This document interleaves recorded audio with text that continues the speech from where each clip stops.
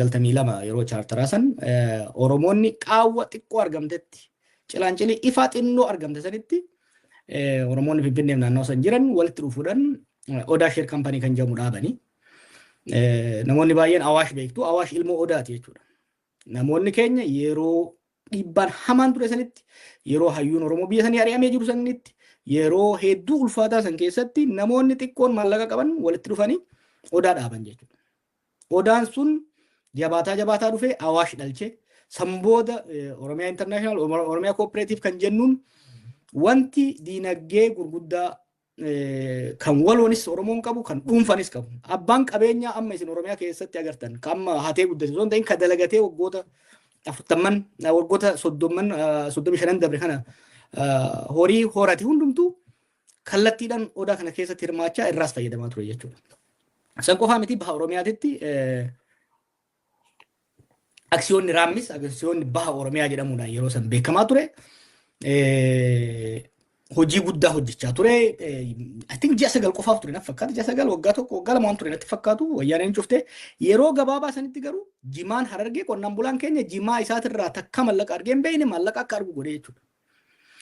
Makiinaa kaachamallee jedhamu kan amma biyya keenya populaar ta'e kana yeroo gabaabaa san keessatti yoo sirriitti yaadadde waggaa tokko akkana caalaa waggaa lama caalaa waan ture natti fakkaatu jechuudha. Yeroo sanitti seenaa ajaa'ibaa waan hojjetaniif bara 2018 yeroo qabsoon Oromoo injifannoo guddaa argattee ilmaan abbaa gadaatu aangoo qabate jedhama sanitti yaadannoo saniin fayyadamuun ka gaafsan dukkana xiqqaa san keessatti hojii akkana hojjenne har'a immoo waggaa lakkoofsi keenya baay'atee namni keenya baay'ate waan raajii hojjenna kan jedhuun lammaanis yaada kana fuudhee Oromoon lafa xiqqaa qabu walitti cimmifatee maallaqa xiqqaa qabu walitti cimmifatee beekumsa garaagaraa jiru walitti cimmifatee Oromoo diinagdeedhaan cimsuu qaba. Yaadni jiru kun olaantummaa argatee itti deemee jechuudha.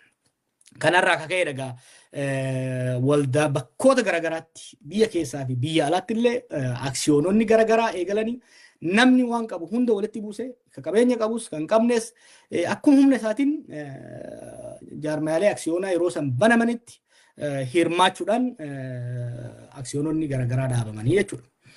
So aksiyoonota haa ta'u garuu aksiyoononni kun akka abdatametti akka warri san dura ture milkaa'etti yookiin immoo akka fedhiif hawwiin mirqaanni uummanni keenya 2018 yeroo jijjiiramaa san qabaatetti wanni abdatame wanni waadaa galame bakka hin buune argachuu hin danda'amne jechuudha.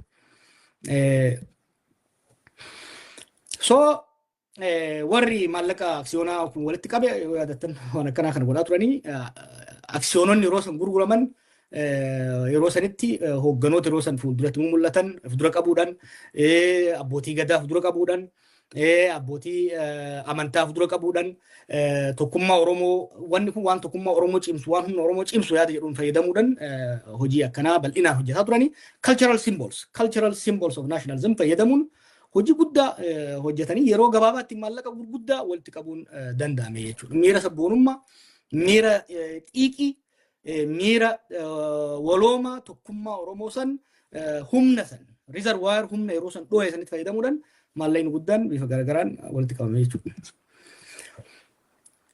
Jaarmaaleen yeroo san ijaaraman hedduun wanni nama gaddisiisu probably harka 90 ol kan ta'an waadaa galan bakka hin ga'uu hin dandeenye humna walitti qabatan san gara misoomatti jijjiiranii walitti buusuun bakka hin ga'uu hin dandeenye. Kanaaf sababoota hedduun jiraachuu danda'an jeequmsi biyya keessa seentee wanti adda addaa kaa'amuu danda'a.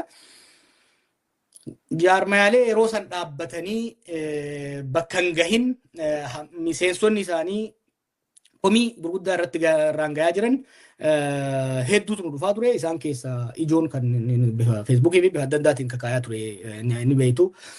Waliif kan jedhamu dameelee adda addaa kan qabu Orobeez waldaa dargaggoota caffee kan jedhamu Africa Business Group or Africa Holding Group jedhama. Sikkoomandoo Business Group, Jirra Growers, Kenya Brewery, Walaabu Construction, Odaa Bus akkanaa kanarratti komii baay'ee ka'e. Komiin kunis maalirraa ka'a tokko maallaqa eeganurraa fuudhanii as garagalanii ulaalle maaliif sheer kaampaniin tokko yoo xiqqaate waa lama hojjechuu danda'uu qaba. Waggaa waggaan walgahii yaamee haala adeemsaa hojii sanii miseensota isaatiif ibsa kennuu qaba. Bu'aas buusee kasaaraa maallaqa san gabaasee bu'aa yoo jira taate warra sheerii qabu saniif kennuu danda'udha qaba. Kana godhuu dhabuun komii guddaa kaasee jechuudha. Kanarraa kaanee jaarmaalee nama gubbarra keenya kun sadarkaa sadiitti qoonnee ilaaluu dandeenya jaarmaalee komiin irratti ka'e kana bakka amma irra jiran. Gariin ka maallaquma walitti guuranii achumaan dhabamantu jira. Gariin kan sochii muraasa godhanii miseensota jalaa garuu miseensotaan bu'aa barbaachise. Lubbuun hin jiranii hojii adda addaa hojjetaa jiranii haga eegaballee ta'uu baatu hojjechaa jiranii haa ta'u garuu miseensotaan wal quban qabanii yookiin immoo miseensonni bu'aa irraa eeggatan san miseensotaaf kennaa hin jiranii.